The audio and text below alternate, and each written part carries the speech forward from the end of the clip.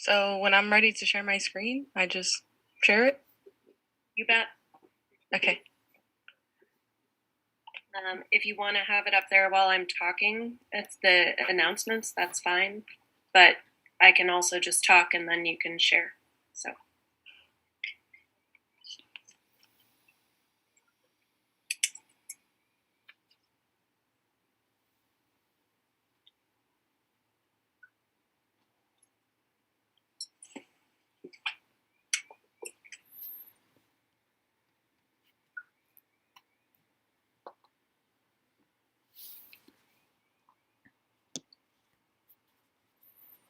Are we good to go, Pedro?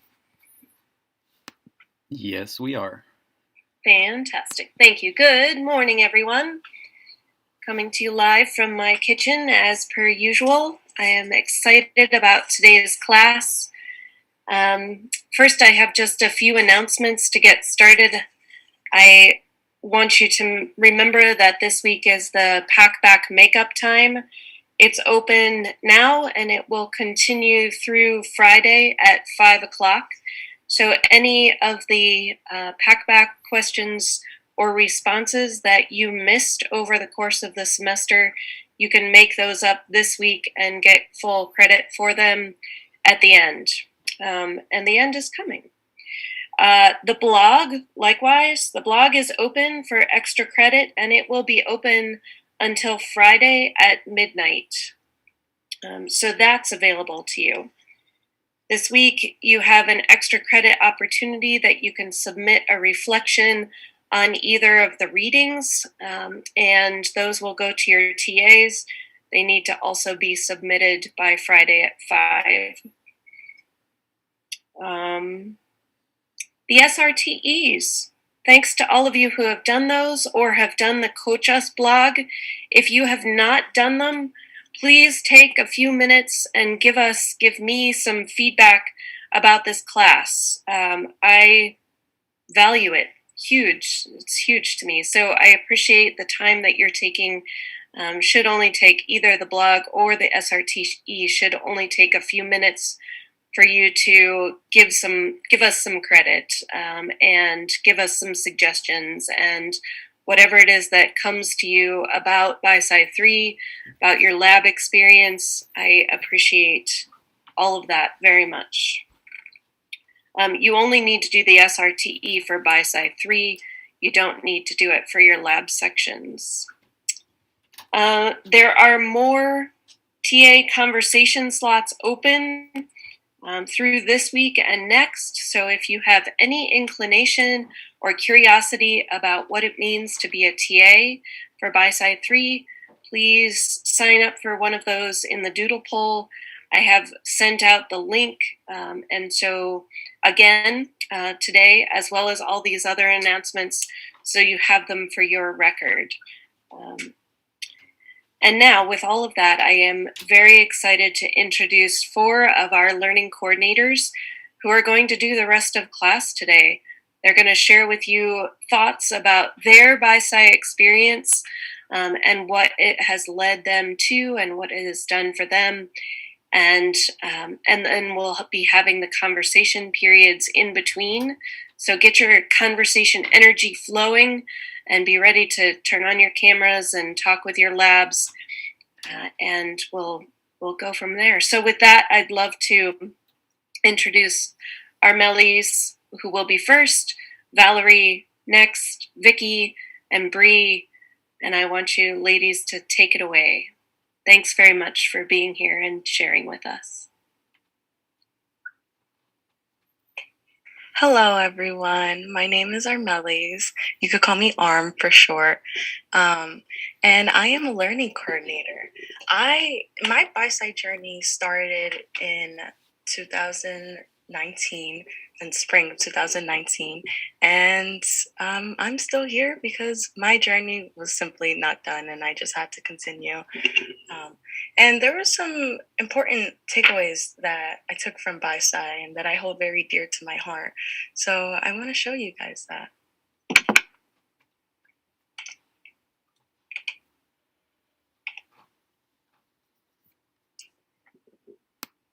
Okay. So So when when I come to my breath,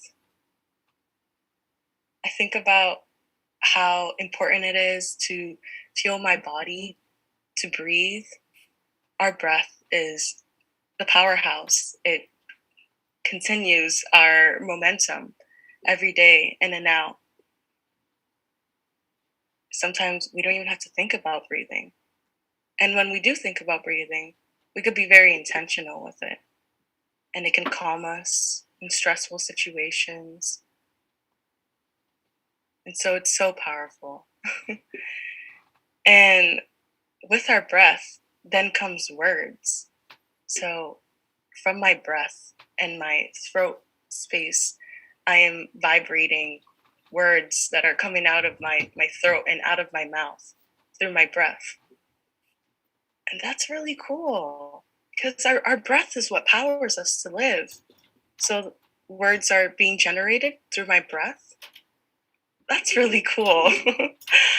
um, and also, when thinking about words, words carry just so much energetic weight. Like when you think about things that might make you sad and feeling that heaviness in your heart, or when you think about something that makes you happy and speaking those words and you feel yourself blush. And these are all things that are coming from our breath, from our words, and the weight that they carry. It's pretty cool. And so, when thinking about words, one thing that sparked my curiosity is one thing that I say pretty often, actually, um, and that is good morning. But when I think about the word morning, what else does that sound like? To mourn? To mourn a death? And so I rise every day, yet I'm mourning. I don't know. That doesn't really click for me. And so I say this every day and not and don't really give it much thought, but our words hold so much energetic weight. So what is this doing to me on a subconscious level? And what are these words doing to us as a society as well? When we say these words and it holds this weight, but it's not really full of intention with love. So what does that mean? And so going back to um, a theme that Jen talked about in class before, stories, and the hypothesis being the stories that our culture teaches us creates separation. So going back to uh, good morning, why are we mourning if I'm happy to rise? So I can say grand risings or good risings because really that's what I feel. And holding these stories, what is it doing to us? You know, at a subconscious level, hearing that repetition of just the stories that we create, the words that we say, what is it doing to us? And so, thinking about our stories that our culture might hold is one that comes to mind is working a 9 to 5. So the story is working 9 to 5 from Monday to Friday, and then the only time we have off is the weekend. But that doesn't leave us with much unstructured time, and it doesn't leave us with time to decompress or unwind, yet we do it often, all the time, in repetition, in cycles. And so we tell ourselves these stories that we're going to work and we're going to have 2 days off, but within those 2 days, we have other responsibilities, and then the cycle repeats.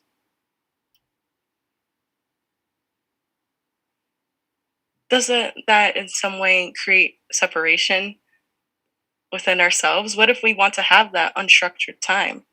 Where does that leave us? Another story that comes to mind is my cat, Aloe. Um, she was a stray cat and was not socialized with humans. So humans make her scared. And that's her story.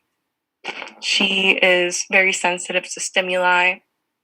And when something is out of balance or out of control, that is not an ideal situation for her. And humans are can potentially create that overstimulated environment that she's not okay with. So that's her story. But how can we change that? Is that story, does it feel good in our heart?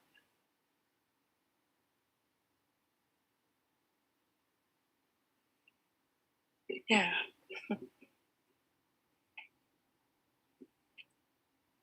Another story that Jen mentioned was Manifest Destiny. And the Americans' need or responsibility to colonize the Western world. Yet there was millions of Native Americans that lived in that land. So that was a story that they carried out because everyone believed it and everyone was on the same page with that. But what does that story do to us?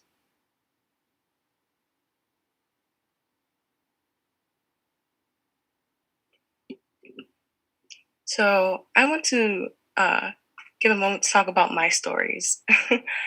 um, so I'm gonna start with the story on the right here. It's a mother and a daughter, and I'm actually talking about myself now. So I held a story, or sometimes still do, hold a story that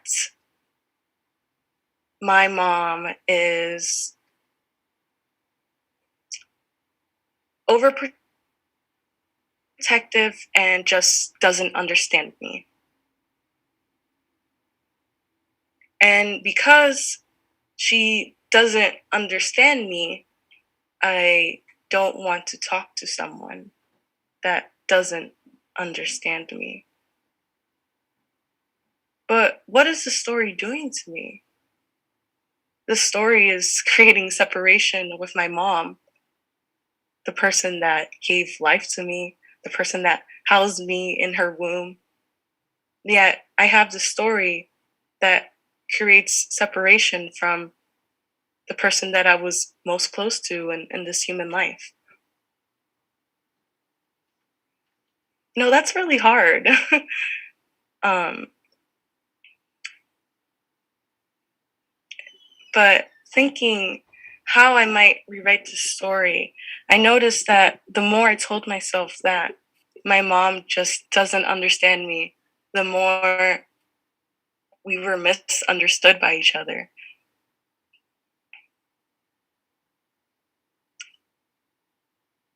And to write to rewrite the story, well, it isn't easy. It requires me to be very honest yet gentle with myself. And so to rewrite this story, which I am still rewriting, what I did is say that my mom does understand me and my mom does love me. And we're human and we have different interests, but that doesn't mean she loves me any less. and my mom actually wants to understand me. We just we've lived in different times with different contexts of situation, but that's where the beauty comes in to make that connection, to understand one another in different linear paths.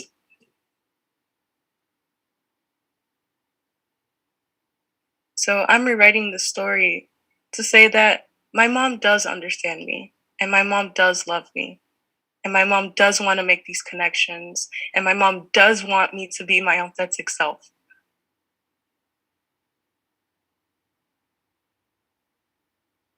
And that story feels really good and true for me. And that's what I want it to be. And so when I shift my story to that, it opens my heart to so much love and so much potential.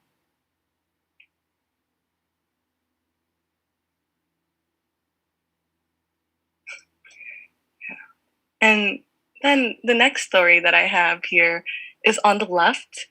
That necklace says articulation. And so, fun story about that is when I was training to be a teaching assistant, um, Jen had us write down, me and the other teaching assistants, a word, and we weren't sure what this word was going to be used for. We just wrote down a word that felt true and good to our heart. And so mine was articulation. And the reason why I chose this word is because I was struggling with my words. I didn't know how to take my cloud of all these thoughts and funnel them into the words that come out through my breath. It was hard, it was tricky, and I felt misunderstood. But I noticed I kept on telling myself that. I kept on telling myself, I don't know how to speak right now. These people don't understand me. I don't understand myself. And these stories were just so harmful to me and not making my situation any better. But I felt that way. So I told myself that. And then it kind of repeats in a cycle. And so I was beginning to notice that. And I felt that this articulation necklace would be my strength to overcome and look at these, my issues at the time, through a different perspective of a different perspective of feeling capable of being able to articulate my words. And so, even speaking right now makes me nervous, makes me feel like I don't have my words in order. But that story is not true.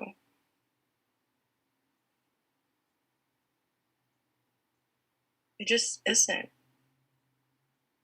And um, when I think, when, so a way that I rewrite the story is when I connect to my heart space, all the words that I say is enough. All the words that I say is good. And I do make sense. And people do understand me. And I do understand myself. And that brings so much ease. And I enjoy the story so much more. And so now I want to invite you guys. Um, what are your stories? And how might you rewrite them? And I want to mention to be gentle with yourself, um, and when understanding like these stories, they might be hard to approach, but the human psyche loves gentle, compassionate, nurturing, and that allows for that space and that energy to be soft enough to be malleable, so then you can change that. But it doesn't have to happen overnight at all. So be gentle with yourself as you're planting these seeds in your head. Thank you. Thank you, Armelis. You all might want to take a screenshot of this for your consideration later, and we're going to hear now from Valerie. Hello, everybody. Let me begin sharing my screen.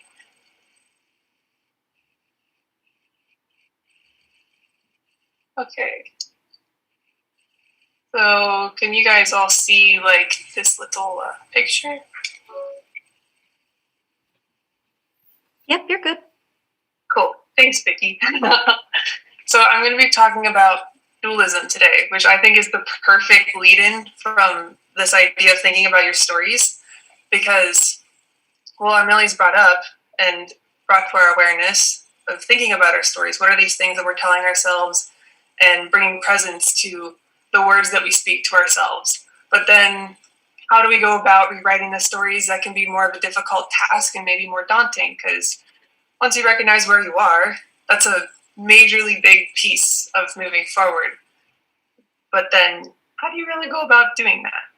And so I want to share the single biggest and most important aspect that I've learned in this class, and it has helped me in my life in ways that I couldn't even begin to articulate. And it all comes back to the idea of duality and how I've learned to manage being in a dualistic world, because our world is a third dimensional dualistic place. We have day, we have night, there's black and there's white. And learning how to live in an environment like this, it's reflected internally as well, like within our internal state and in our consciousness. And I've learned how to work with my own consciousness and in these dualistic mindsets to help myself mend relationships, like internally within, and then that reflects also without. And as a result, my relationship with the world around me has completely changed. And it all started whenever I began to notice my ideas about duality. So remember in class, we talked about switching from either or to both and. That's the mindset shift that we're making. And you remember doing the dyad chart where it had up and down or rich and poor, and then you were asked to describe which one you felt was superior or inferior. Just that was like the first step, beginning to recognize, oh, I think that this thing is better than that other thing.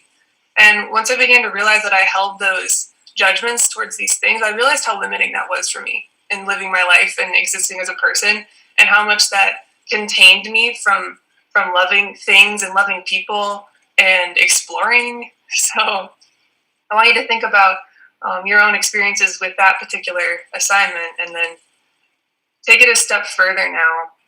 That was mostly these external concepts, but how does that apply internally? Because dualistic mindsets also apply internally. And this kind of manifests as different parts within ourselves. I'm sure all of us have experienced, because it's very natural to, like, let's say you want to do something, but at the same time, you don't want to do it. For example, I've thought about this. Before I make any big decision, I always take into account how I'm feeling on either end of the spectrum. And for this in particular, with presenting today, I wanted to make sure that this was the right decision for me to do when Jen asked us if we were going to do this. And so I said, I definitely really want to do that. I would be honored to do that. And that would be super cool. And then I also acknowledged the other end of that, the dualistic side to that coin, which is, I'm going to be so nervous to do that. Oh gosh, that's going to be like really stressful. Oh man, like, what if I mess up? And then all those fears and anxieties. And so I was able to recognize both of those at the same time. And whenever I brought both of those to my awareness, it was clear that the right decision for me was to speak, because I know that I love speaking about this topic and I would love to share all this with you. And even though I am nervous, I'm able to hold that anxiousness in a way that I'm comfortable proceeding. And I've wanted to give this example. Like, have you guys ever been really excited to do a presentation or something in class, or like you're like really passionate about a topic, but as soon as you get up in front of the class, you like freeze. And like that whole anxious part of you has taken over because you weren't necessarily aware of it before. Or maybe vice versa. Maybe you were super nervous about a presentation, but then once you get going, you're like, man, this is great. Like, I'm doing awesome. Like, this feels so good. I love talking about this. That's kind of how these dualistic mindsets, like internally, can manifest when we're not aware of both of them at the same time. So what I want to bring to your attention, that a possibility is that you can be aware of these different states of consciousness at the same time. And then that allows you to hold both of yourself, because you lie on both ends of this spectrum. And whenever we're able to acknowledge all these parts of ourselves, even when they contradict, that is so, so powerful. Like, it has utterly changed my life. I don't operate in the world the same way anymore. And it makes living in a world where things seem good and bad so much easier. Because both exist, both are true, both opinions. Everyone's opinion is valid for them. And I don't have to disagree. I can have my opinion, and they have their opinion. And then they coexist. They can be at the same time. I don't have to reject or shut down or push away any part of anything. That's kind of what we're taught to do, and that's how we learn to do, maybe in natural evolution, but we don't have to do that. We can hold space for both. And I think that that's a really powerful thing for us to be able to imagine and to do with ourselves. And to tie this into the storytelling aspect, each side of these spectrums, each of these splits in our consciousness, they hold their own story. So it's a unique story. The anxious story of me presenting is, oh, what if I mess up? And I'm going to be nervous all morning and blah, blah, blah, and all these like insecure thoughts. And those are there to be explored. And they're valid. Like, they're there for reasons probably from whenever I was young and past experiences, and being able to open up and explore that side of my mind with an open mind without like making any judgments or calls, just noticing it all. And then to go to the other side of the spectrum of, I really love talking about this stuff, and I really believe in my capacity to do so. And also with everyone else here, I trust that there's a much bigger picture going on, and that I just go with that flow. And being able to hold awareness of both of these is what allows me to feel grounded in the moment, and also to move forward in a way where I'm bringing all of me with me. Like, I don't feel like I'm leaving any parts of me behind. I don't feel like I'm continuing to be anxious, because that anxiety has been integrated. So I want you guys to think about this idea of integration and merging aspects of your consciousness together. And so I'm going to hand away, switch my slide. Oh, there we go. Cool. So using dualism to heal our lives. In a breakout room discussion, I'd like for you guys to reflect upon what your stories might be and how these dualistic mindsets might be applicable in those stories, and to notice these splits within you. Notice the story that you might be telling yourself, and maybe what you actually want to believe. Holding space for both of those and creating that awareness is really all that you need for that beginning step. It's like expanding a flashlight radius so that you can see like more of that picture. And then once you have that clearer picture, it's going to be a lot easier for you to just understand what's going on within you and from without you. It brings all those pieces together. And for each particular scenario, each circumstance, each split, those solutions look different. So it's kind of like not either or, but there's like a third option. You know, like red pill, blue pill, take the pink pill. Like, no one ever talked about the pink pill. Why don't you? So go ahead and we're going to go into breakout rooms now, so you guys can kind of reflect on all of this. And if you'd like to to share some splits that you feel like are currently within you and just bring them to the light with your group, then do so and enjoy.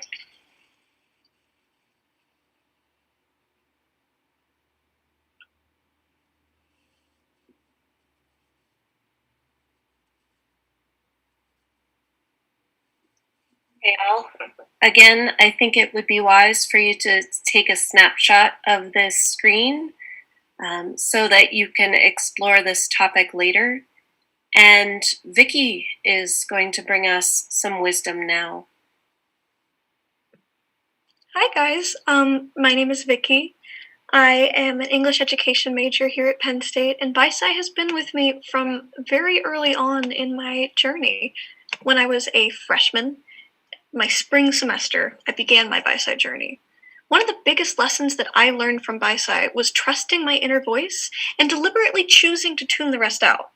Now, when you hear that, you might be thinking, okay, that sounds great and all, but that isn't really actionable. So let's go back. When I started my BiSci journey, my spring of my freshman year, I was really truly scared of the future. I was also scared of my past, so that makes sense. The two fed into each other. Up to this point, I dealt with the loss of a community that I loved, and I felt alienated. I felt alone. I didn't see why the future would really be any different. I spent my high school years in a toxic community that I didn't realize was toxic until it blew up in my face my senior year. When I spoke the truth about something that happened to me, I was alienated from a group of people that I thought was my family. It started to feel like trusting my inner voice came at the cost of what felt like safety and what felt like happiness. Because of this, by the spring of my freshman year, I was much more of a preacher of truth speaking than an actual practicer. I told people authenticity is key, but I wished I could shove my voice into a little box so it wouldn't squeak out. And then I started getting comments on my BiSci journal from my TA. She started to underline the parts that she liked and write encouraging things about how empowering I was. I started to slow down and ask myself questions about my fear, and I started to sit with my past, and I started to listen to the parts of myself that I wanted most to stay quiet. I also began to sit in nature more, and as a result, I started to hear that inner voice of mine a little clearer. Then when I began to train to become a TA, it felt like I had more opportunities to befriend myself and really sit with myself instead of viewing myself as some idiot I was stuck with. That sounds harsh, but that was really how I viewed myself up to this point of like, oh, I gotta lug around this anxious person with me everywhere I go and I can't shut it off. I had time to breathe and to understand myself. I have an anxiety disorder. I've had one since birth. So a lot of my past experiences were all centered around ignoring myself and shutting down the anxious voice in me that whispered the worst possible outcome. I think a lot of us know that voice, the one that says, God, you look stupid when you talk in that class. You failed that test. Why would you stay in the major? You're going to fail. Why are you even trying? I became an expert of ignoring that voice, shutting it out like it wasn't there. But that wasn't the solution either, and I started to learn that anxiety too is something I can sit with and learn from. And I think a lot of people can hear that and be like, okay, yoga master, like whatever, I still want to get help. And I think it's important to clarify that, I'm also on medication for my anxiety disorder, and I also have counseling. I just began to be gentler to that anxious side of myself too. I began to realize that my anxious voice is trying to protect me. It's doing it in a flawed way, but it's trying to protect me. It's trying to make sure that I know what's coming. I liken it to an overactive pit bull. Not that pit bull, this pit bull.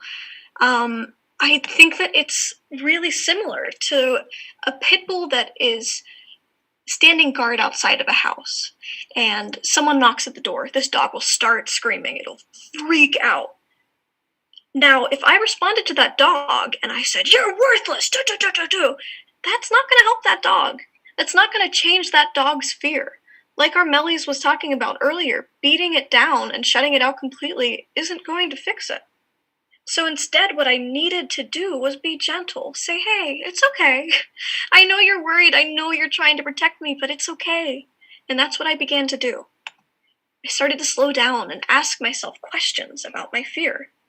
I started to sit with my past and listen to the parts of myself that I really thought I wanted to keep quiet. I also started to sit in nature. I started to be with myself. And I stopped being so focused on having this internal battle where one side of myself said, God, you look stupid talking in that class. And the other side of myself said, no, you're stupid. That didn't help me. It made me more anxious and it made me more panicky. So I began to really tune into myself. I began to be kinder to myself. When I began my TAing journey, I was nervous, but I had this kind of internal sense that I just need to trust myself. And I just need to connect with myself. And I cannot continue to shut myself into that box, to silence the parts of me that made me uncomfortable. As someone who has been in LC solely through a pandemic, I've started to see the gifts that trusting myself and what I'm feeling give me. This often means taking risks and being vulnerable. So I've been really putting in the work to be upfront when I'm struggling and when I'm not doing well, and to lead with compassion at my center. I'm starting to respect when I feel called to speak. All throughout BISI, I've grown into trusting myself and trusting that I'm worth putting effort into. And I've really learned that connection is key to all of this. Connecting with myself, connecting with nature, and connecting with others. I say it intentionally in that order because I've always loved connecting with other people and it's been very intuitive to me, but it's been very difficult to grow into really connecting with myself and choosing to connect with myself. I think it's important to clarify that it's not like it's some big life-changing event where you go, you know, I sat in the woods for 6 hours and now I really know that my life is a lie. Connecting is about little moments and big moments. So I have a little frog and a big frog to demonstrate it because it made me happy. And I think that's the same thing for finding an authentic voice. It's not like you go, you know what, I'm going to live my dream. It's deliberate choices that keep going where I choose to act on what I feel. Sometimes that's really big stuff, like publishing my poetry even though I'm terrified. And then other times it's really small stuff, like wearing an outfit I like, or choosing to say, I'm not doing well when someone asks how I am. It's interesting to me that the small stuff can feel just as daunting, but it's about that first step. Choosing authenticity and choosing connections is based off the choices that we make every day. It's not a one and done kind of thing, and it often ebbs and flows. For me, a lot of the time as a college kid, I get way into my old habits of rushing, keeping my calendar full so I don't have to think. And then I have to reset. And that's okay. It takes time, and it is about these little and big moments that we can use to breathe with ourselves and be with ourselves. I'm going to leave y'all with this question. What can you do today to cultivate your authentic voice? And what can you do today to help connections bloom with yourself, with nature, and with others? I'm really grateful to y'all for having me. Thank you.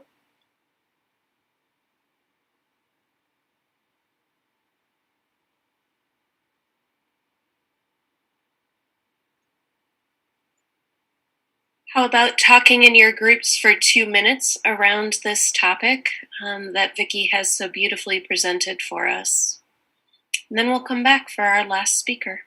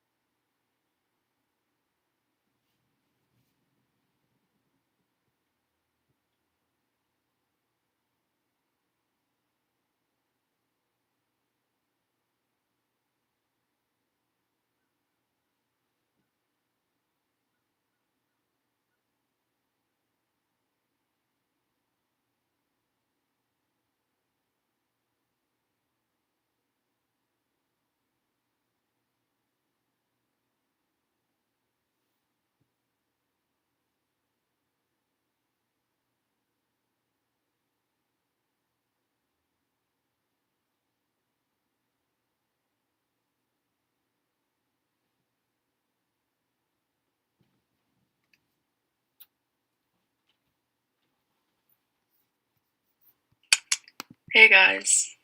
Okay. Thank you, Vicky, for that beautiful sharing. I'm Bree. I'm also one of the LCs, and I have been in BiSci since fall of 2018. It was the very first college class that I ever stepped foot in. I walked right into Thomas 100, saw like 500 to 600 people. And I was so overwhelmed. I did not know what to expect. And here I am now, 3.5 years later, having TA'd 42 students and LCing this semester. And you would think that I wouldn't be nervous doing this and it would get easier, but it really does not. And all the nerves are here, but it's going to be a great time. But what I wanted to talk about today ties in really beautifully with what the other speakers have touched on. And I wanted to talk about how I've always struggled with mindfulness and being present. And BiSci has only amplified how much I struggle with that and how much that impacts my everyday life. I had just realized very recently that I'd made myself so unnecessarily busy all throughout college because I was so fearful of falling behind, whatever that means. I feel like this structured, specific timeline of graduating in 4 years and then securing a job and just going out into the real world is so pushed upon us. And I really internalized that, and I still do. But now I view that strict timeline as stupid, quite frankly, because everyone goes through college and life at their own pace. And it's really unrealistic to hold everyone to this small structure.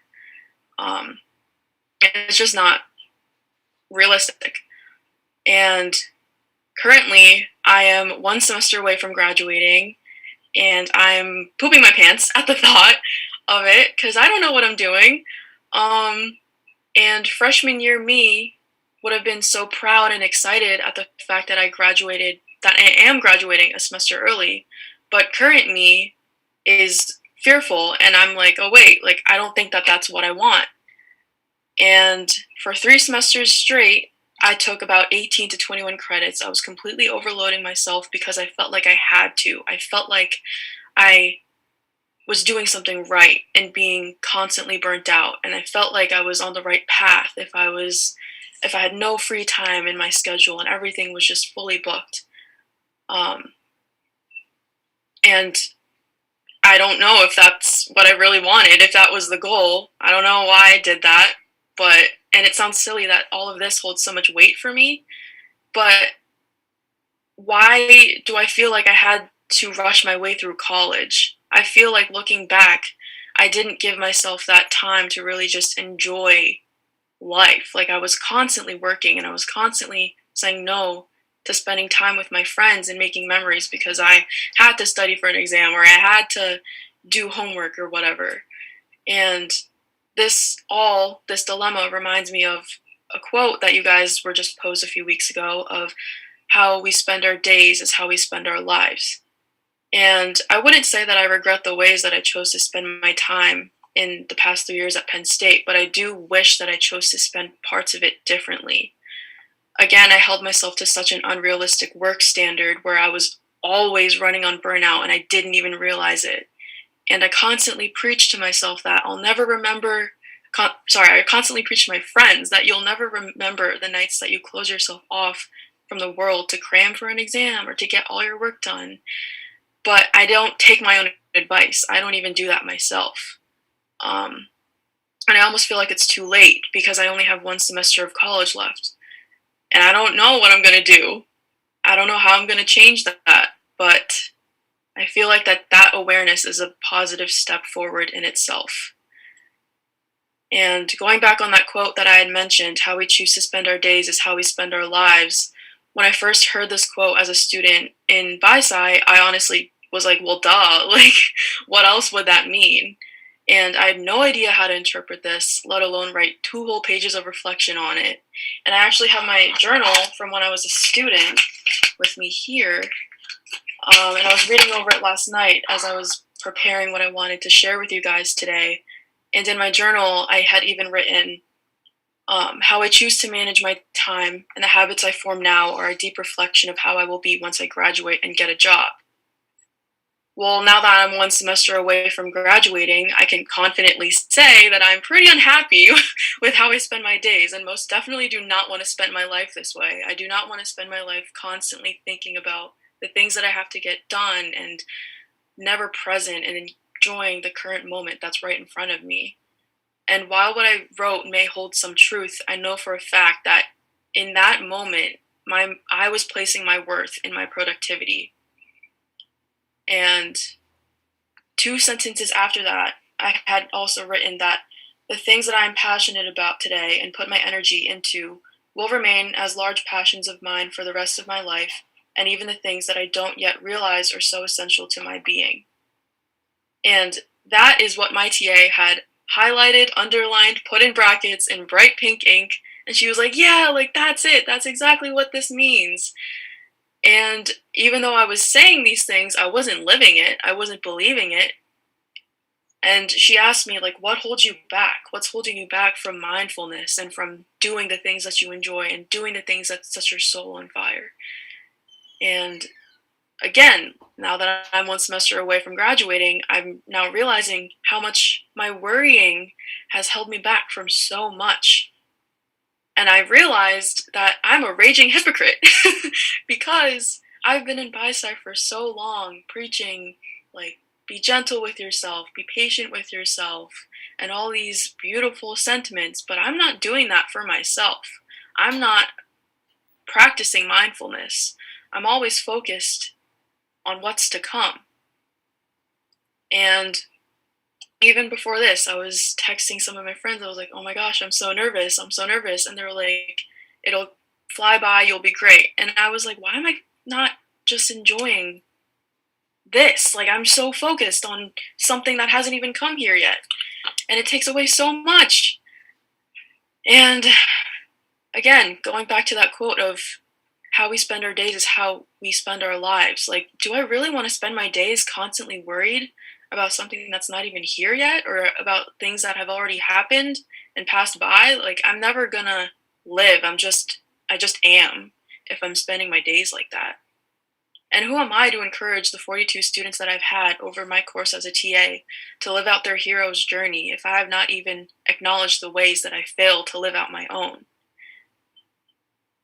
So what I do want to leave you guys with is that idea of, are you spending your days the way you want to spend the rest of your life? Are you content with how you use your time? And yes, while this is an environmental science course and like we're learning about the environment, we ourselves are the environment. We are life.